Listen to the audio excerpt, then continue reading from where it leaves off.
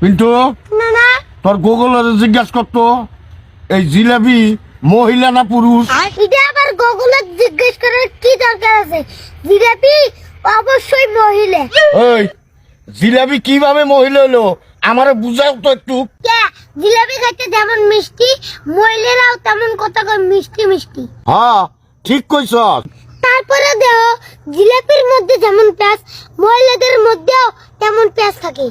আরে তুই এটাও ঠিক কইছস। তারপরে দেহ তুমি জিলাপিরে কোনোদিন সোজা করতে পারবে না, তেমন মহিলা মাইসেরাও তুমি কোনোদিন সোজা করতে পারবে না। আরে তুই এটাও ঠিক কইছস। যেমন নানীরা তুমি আজ পর্যন্ত সোজা করে পারলে না। নাতি তুই চমৎকার একটা উদাহরণ দিছিস। দেখতে হবে না নাতিরে কার। তুই আমার নাতি, থ্যাংক ইউ। না না থ্যাংক ইউ না দিয়ে বিস্তারিত দাও। এ হুমুন্দি কয় কি রে, খালি টাকা দাও টাকা দাও টাকা দাও।